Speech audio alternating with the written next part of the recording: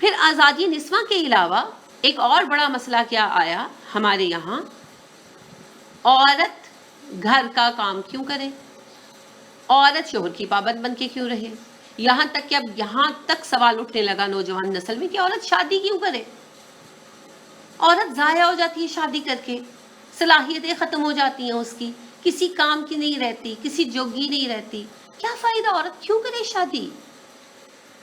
اس سے بہتر نہیں ہے کہ وہ انڈیپینڈنٹ ہو جائے، خود انحصاری اختیار کرے۔ جب عورت بھی پڑھ لکھ گئی ہے تو وہ خود انحصاری کیوں اختیار نہیں کرتی، وہ اپنا کمائے، اپنا کھائے، مزے اڑائے؟ یہ بھی ایک بہت ہی خطرناک رجحان اسی مغربیت کے بیچ سے پھوٹا اور آج ہمارے معاشرے پر پھیلتا جا رہا ہے۔ اسی کی وجہ ہے کہ آپ دیکھتے ہیں کہ طلاقوں کی شرح میں اضافہ ہوتا چلا جا رہا ہے۔ پھر لو میرج ایک بہت بڑی مصیبت بن گئی، بھاگے ہوئے بچوں کی شادیاں، آئے دن یہ ہوتا رہتا ہے۔ ہم نے باقاعدہ اس کے لیے نسلوں کو پوائزنڈ کیا، اپنی نسلوں کو خود اپنے ہاتھوں۔ آپ دیکھیے کہ پچھلے کئی دہائیوں سے جو انڈین فلمیں ہمارے یہاں چلائی جاتی تھیں اور ماں باپ بچیوں کو ساتھ بٹھا کر دکھاتے ہیں، کیا ہوتا ہے؟ ہر فلم کی کہانی کیا ہوتی ہے؟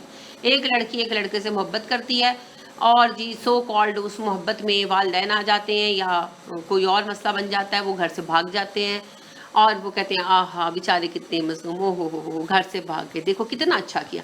ہم یہ کمنٹ ساتھ بیٹھ کر یہ تبصرے فرما رہے ہوتے ہیں اور بچے سن رہے ہوتے ہیں۔ ہم نے کتنی نسلوں میں یہ چیز جاری و ساری کی، رگو پے میں ان کے، اب آ کر وہ چیز ہمارے اپنے لیے مصیبت بن گئی ہے، بچوں کے ذہن بن گئے، ان کو لگتا ہے کہ محبت میں تو ایسا ہو سکتا۔ تو پھر محبت کیا ہے؟ مرد عورت کی محبت کیا ہے؟ اسلام میں اس کا سٹیٹس کیا ہے؟ کس طرح ہونی چاہیے یہ محبت؟ اس محبت کی حدود کیا ہیں؟ کیا واقعی محبت اور جنگ میں سب جائز ہے؟ کیا گھر سے بھاگ جانے والوں کو بھاگ جانا جائز ہے؟ اچھا، بھاگ جانے کے بعد جو شنکاح ہو جاتے، کورٹ میرجز ہو جاتی، کیا اسلام اس کو ایکسیپٹ کرتا یا نہیں کرتا؟ ولی کی اجازت کے بغیر شادی ہوتی ہے کہ نہیں ہوتی؟ اب تو ایک آواز یہ بھی آنے لگ گئی کہ ولی کی اجازت کی کوئی ضرورت نہیں ہے، لڑکی کی مرضی سے شادی ہوگی۔ اچھا، کیا اسلام کیا کہتا ہے؟ ولی کی اجازت ضروری ہے یا لڑکی کی اجازت ضروری ہے؟ اگر ولی کی اجازت چاہیے تو کیا صورتحال ہے، کیا شرائط ہے، کیا حالات ہیں؟ اگر لڑکی کی رضامندی چاہیے تو کیا حالات ہیں؟ یعنی اصل صورتحال کیا ہے؟ اسلام کیا کہتا ہے؟ فلاں حضرت صاحب تو یہ کہتے ہیں، فلاں آزادی نسواں کے علم بردار حضرت وہ کہتے ہیں، فلاں محترمہ یہ کہتی ہیں، لیکن اسلام کیا کہتا ہے، ہمارا رب کیا کہتا ہے؟ کیونکہ حساب تو رب نے لینا ہے۔ تو پھر کس طرح شادیوں کو ارینج کیا جائے؟ یعنی ارینج میرج کی بات نہیں کر رہی، شادی کیسے ہو، پھر اس کے بعد شادیوں کے موقع پر کیا کریں۔ اور ایک بڑا مسئلہ کیا آ رہا ہے، شادیاں نبھ نہیں رہی۔ کوئی کہتا ہے کہ اس کی وجہ عورتوں کو پڑھا لکھا ہونا ہے، پتہ نہیں، اب یہ تفصیل سے ہم ان سب چیزوں کا جائزہ لیں گے۔ تو کیا واقعی عورتوں کی تعلیم اس میں رکاوٹ ہے؟ اچھا، کوئی کہتا ہے کہ عورتوں کا کمانا اس میں ہے، کوئی کہتا ہے کہ میڈیا کا ہاتھ ہے۔ دیکھیں گے کیا ہے، انشاءاللہ جائزہ لیں گے، اللہ ہمیں صحیح نقطۂ نظر اور کھلے ذہن کے ساتھ جائزہ لینے کی توفیق دے، کیونکہ یہ ایک بہت بڑا مسئلہ ہے۔ گھر ٹوٹ رہے ہیں، گھر ختم ہو رہے ہیں، اور گھروں کا ختم ہونا مغرب کی ہم پر ایک دوسری بڑی کامیابی ہوگی۔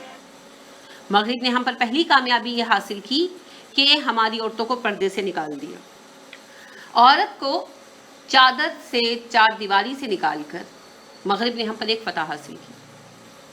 اور اب دوسری کامیابی ان کی ہوگی اگر ہم اپنے گھروں کو نہ سمیٹ سکیں، یعنی گھر توڑ دینا۔ اب گھر توڑنے کی سازش کئی طرفہ ہے، ایک طرف تو یہی آزادی نسواں کا چکر چلایا گیا، دوسری طرف تصوف اور ہندوازم کا سہارا لے کر ازدواجی تعلقات کے لیے نفرت پیدا کر دی گئی۔ اور جیسا کہ میں نے آپ کو کہا، میں عورتوں سے جو میرا انٹریکشن ایک طویل عرصے سے ہے، اس میں نے 50% عورتوں کو ازدواجی تعلقات سے بیزار پایا ہے، اور وہ باقاعدہ سے نفرت کرتی ہیں۔ باقی جو 50% عورتیں ہیں وہ نفرت تو نہیں کرتی، لیکن وہ اس کو پسند بھی نہیں کرتی۔ تو ظاہری بات ہے کہ یہ ایک باہمی رشتے کی بنیاد ہے، تو اس کے اندر گرمجوشی نہ ہونے کی وجہ سے رشتوں میں دراڑ آتی ہے، اور مرد جو ہے وہ بے راہ روی کی طرف راغب ہوتے۔ اب ایک طرف یہ خطرہ ہے، دوسری طرف عورتوں کو یہ احساس شعوری اور غیر شعوری طور پر دلایا گیا کہ بھئی ان پر بڑی ذمہ داری ہے اور مرد تو عیش کر رہے ہیں. یہ بھی دیکھیں گے کہ مرد کتنی عیش کر رہے ہیں اور عورتیں کتنی مظلوم ہیں، یہ بھی ضرور دیکھیں گے. اور اس کی وجہ سے عورتوں کو گھریلو ذمہ داریاں، گھر میں رہنا، یہ سب کچھ بہت برا لگنے لگ گیا. اس سے بھی گھر افیکٹ ہو رہا ہے.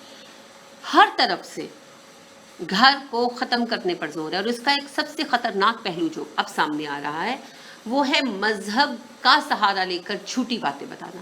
یعنی ایک عرصے سے یہ بات باز گشت کی طرح بار بار سنائی دے رہی ہے کہ عورت کی کوئی ذمہ داری نہیں ہے سسرال کی طرف سے، سسرال کی خدمت یا دیکھ بھال کوئی ذمہ داری نہیں.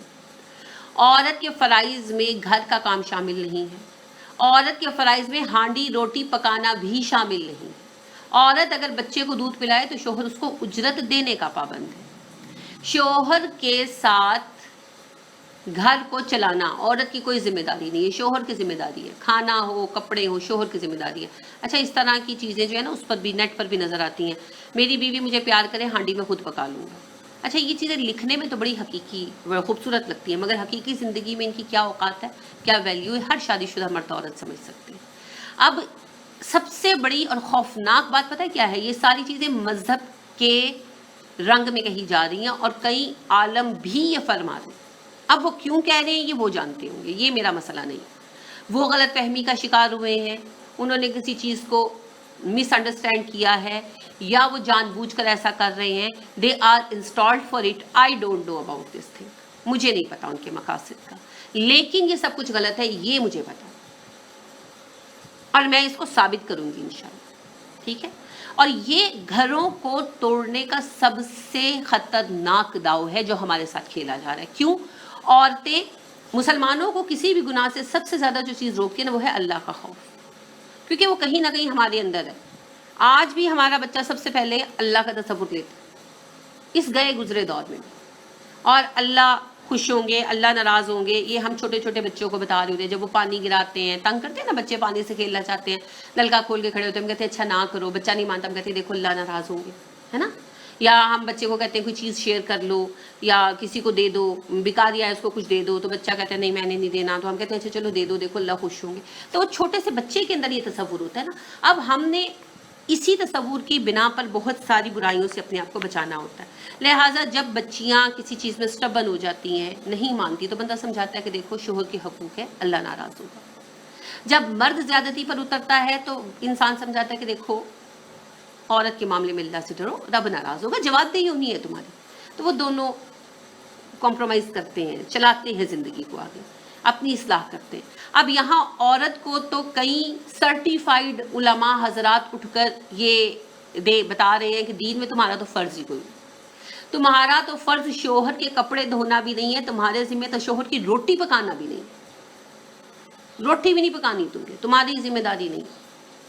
تمہاری ذمہ داری صرف شوہر کو سیکشل پلیئر فراہم کرنا ہے یا بچے پیدا کرنا ہے، اور تمہاری کوئی ذمہ داری نہیں. اب اس میں ایک عورت جس کو دین کی کوئی عقل اور فہم اور سمجھ نہیں ہے، وہ تو یہ مانے گی کہ بھئی میں تو مذہبی طور پر حقدار ہوں، مجھے اللہ نے حق دیا ہے، یہ بندہ کون ہے مجھ سے کام کرانے والا. ٹھیک ہے؟ لہٰذا وہ بے خوف ہو کر دھڑلے سے کھڑی ہو کر بات کرے گی تم غلط ہو، مجھے کوئی فرض نہیں دیا ہے. اور یہ ہو رہا ہے. دوسری طرف مرد کے ساتھ زیادتی ہو رہی ہے. ٹھیک ہے نا، اس کے کام نہیں پورے ہو رہے، اس کی بیوی اس کے ماں باپ کا احترام نہیں کرتی، انہیں منہ نہیں لگاتی، ان سے ملتی نہیں، اس کو روٹی کپڑا نہیں فراہم کرتی، بچوں کی تربیت پہ توجہ نہیں دیتی، گھر نہیں سنبھال رہی. تو وہ تنگ آ کر کہے گا میں صحیح ہوں، ایسی بیوی کو رکھ کر میں نے کیا کرنا ہے. لہٰذا وہ بھی طلاق دے کر فارغ کر دے گا. وہ عورت کہہ رہی ہے میں صحیح ہوں، میں دین پر ہوں، مرد کہہ رہا ہے میں صحیح ہوں، بد زبان بدتمیز عورت ہے، میں دین پر ہوں. یہ سب سے خطرناک داؤ ہے جو ہم پر پھینکا گیا ہے. اس کا نتیجہ کیا ہوگا؟ گھر کا خاتمہ. اور یاد رکھیے، گھر کا خاتمہ مراد معاشرے کا خاتمہ.